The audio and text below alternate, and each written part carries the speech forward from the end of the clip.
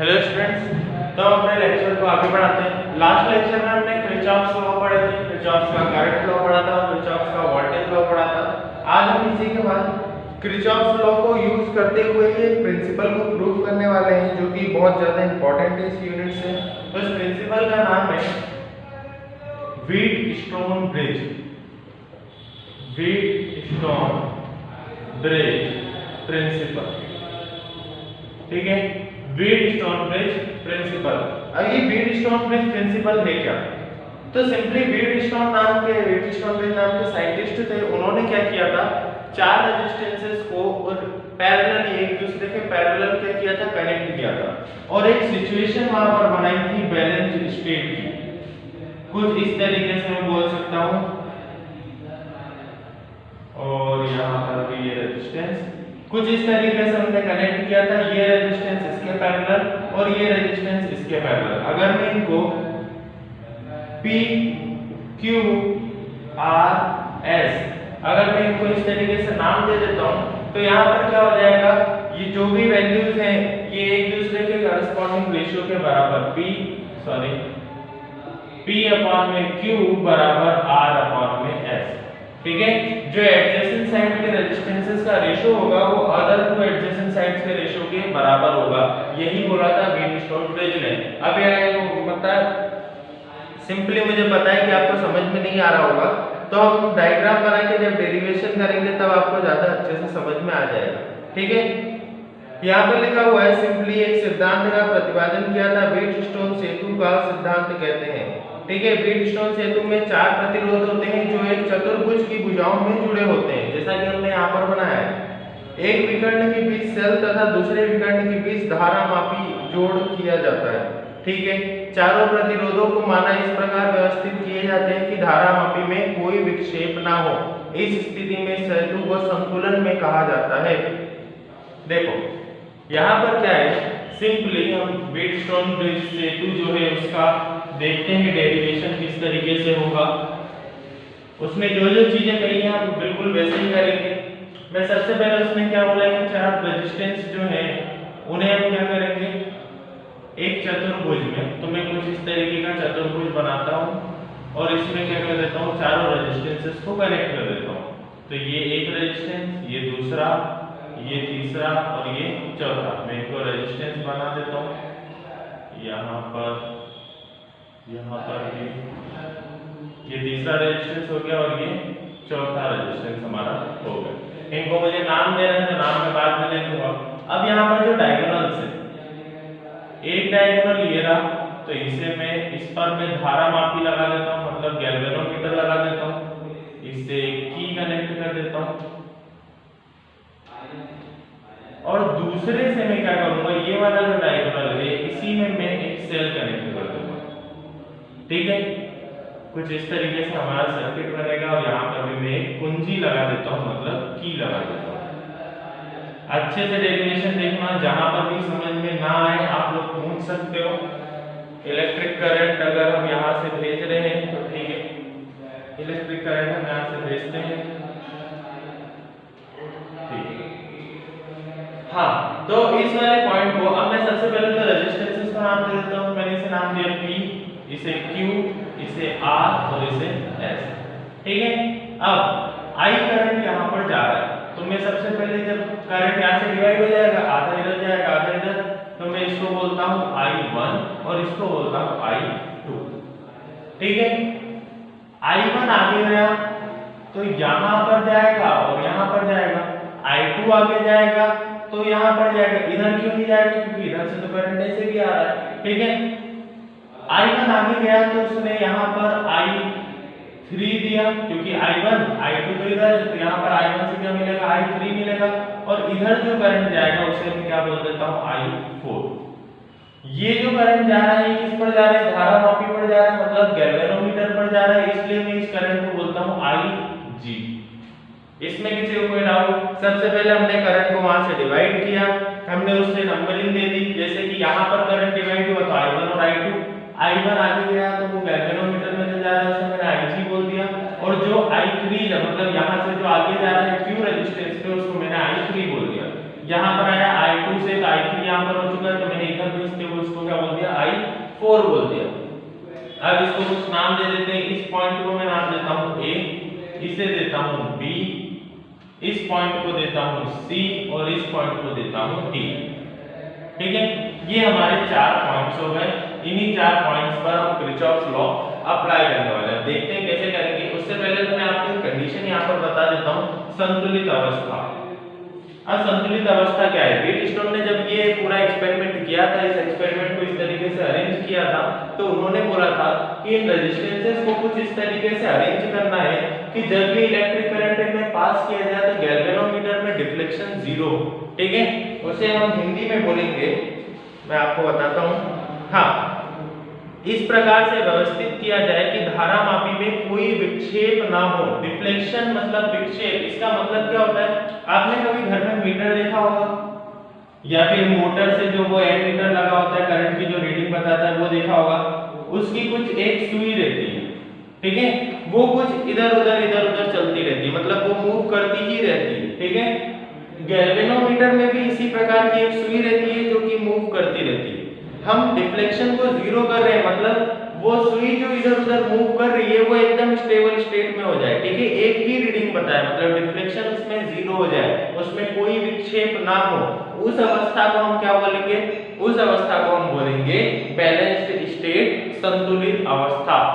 ठीक है, I hope इतना समझ में आ गया होगा। अच्छा, गैल्वेनोमीटर पे अगर करंट जाएगा तो वो तो उसकी रीडिंग बताएगा, इसलिए वहां पर अगर Ig की वैल्यू 0 हो जाएगी तो गैल्वेनोमीटर में डिफ्लेक्शन भी क्या हो जाएगा? 0 हो जाएगा। ठीक है, इसलिए यहाँ पर जो भी दिया हुआ है अरेंजमेंट, अगर Ig 0 हो जाता है तो गैल्वेनोमीटर में डिफ्लेक्शन क्या हो जाएगा? 0 हो जाएगा। ठीक है, सेकेंडली यहाँ पर हमने की दी है, तो मैं एक को की को K दे देता हूँ और एक को K डैश दे देता हूँ। ठीक है, डायग्राम आपको समझ में आ गया होगा। मैं एक बार डेरिवेशन कंप्लीट होने के बाद अगर टाइम बचा तो मैं आपको डायग्राम फिर से बता दूंगा। अब हम क्या करने वाले हैं? किरचॉफ्स का करंट लॉ और किरचॉफ्स का वोल्टेज लॉ। देखो, अगर आपने करंट लॉ और वोल्टेज लॉ वाली वीडियो नहीं देखी है तो पहले जाकर वो वाली वीडियो देख लो, उसको अच्छे से समझ लो, तभी जाकर यहाँ पर इस वीडियो को पॉज करके वो वाली वीडियो पहले देख लेना, किरचॉफ्स की करंट लॉ और वोल्टेज लॉ। इससे जस्ट पहले जो फिजिक्स की वीडियो थी वो उसी पर बनी थी। ठीक है, ये वाली वीडियो पर आते हैं तो इसमें करंट लॉ में किरचॉफ्स का करंट लॉ डायरेक्टली पुट करूंगा। ठीक है, सबसे पहले एट पॉइंट बी, मैं बी पॉइंट की बात कर रहा हूं। क्या है किरचॉफ्स का current law? The algebraic sum of electric current at any electric junction is always equal to 0। ठीक है, किसी भी पॉइंट पर इलेक्ट्रिक करंट की वैल्यू, विद्युत धारा की जो वैल्यू है वो क्या होगी? 0 होगी। ठीक है, तो अब ये बी है, बी पॉइंट पर करंट आ रहा है। हमने एक डेरिवेशन देखा था, तो वो एक एग्जांपल देखा था कुछ इस टाइप का। ठीक है, जिसमें मैंने आपको समझाया था कि किस तरीके से करंट आता है और जाता है, वो दोनों बराबर होते हैं 0 के। उसी तरीके से मैं यहाँ पर भी आपको बता रहा हूँ, एक पॉइंट बी की अगर मैं बी को इलेक्ट्रिक जंक्शन मान रहा हूँ तो क्या होगा? I1 करंट इस पर आ रहा है, तो मैं यहाँ पर लिखता हूँ I1। ठीक है, पहले तो यहाँ पर लिखो एट पॉइंट बी, बी बिंदु पर किरचॉफ्स करंट लॉ, किरचॉफ्स या फिर लिख देना by Kirchhoff's current law, Kirchhoff के विद्युत नियम के द्वारा यहाँ पर क्या हो जाएगा? B पर I1 करंट आ रहा है तो प्लस में I1, B से Ig करंट जा रहा है तो माइनस में Ig, और B से I3 करंट भी जा रहा है तो माइनस में I3 इज इक्वल टू क्या हो जाएगा? ये 0। क्लियर? अलजेब्रिक सम इसका 0 के बराबर होता है। अब इन दोनों की अगर मैं बात करता हूं तो ये दोनों को मैं कहां भेज दूंगा? उधर साइड, तो I1 इज इक्वल टू क्या हो जाएगा? Ig plus I3। पर हमें क्या पता है कि बैलेंस स्टेट जब होगी तो Ig 0 के बराबर हो जाएगा। तो मैं यहां पे लिखता हूं एट बैलेंस स्टेट। यहां पर आपको क्या लिखना है? संतुलित अवस्था में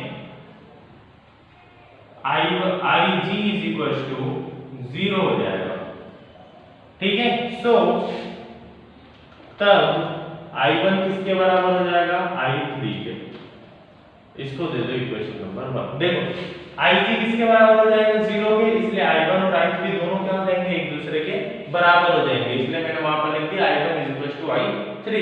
ठीक है, ये हो गया हमारा एक पॉइंट। हमने बी पॉइंट पे निकाला, बी पॉइंट पे हमने वैल्यूज इसकी देखी और किस तरीके से किरचॉफ का करंट लॉ यहाँ पर लगाया हमने, किरचॉफ का करंट लॉ। अब हम दूसरा पॉइंट देखते हैं। दूसरा पॉइंट कौन से पॉइंट की मैं बात कर रहा हूँ यहाँ पर, तो मैं पॉइंट देखता हूँ D.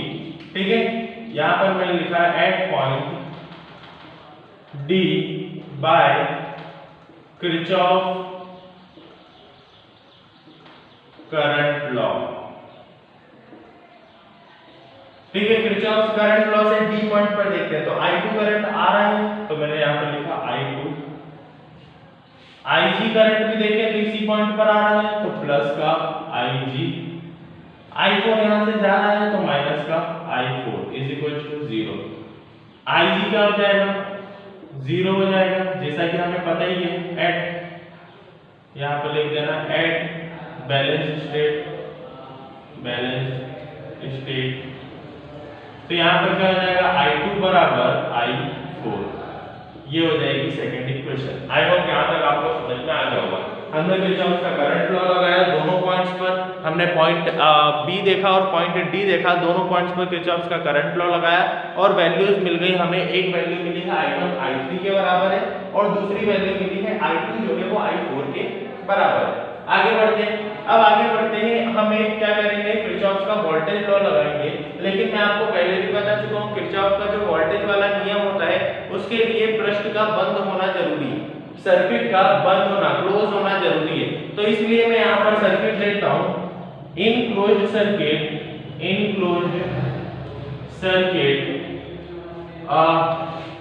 A B D A। तो यहाँ पर मैं लेता हूँ A B D A। ठीक है, A B D क्यों लिया, A B D के बाद फिर से A क्यों लिया, क्योंकि हमें इसे क्लोज करना था। तो A B D A, तो मैंने लिया enclosed circuit A B D A।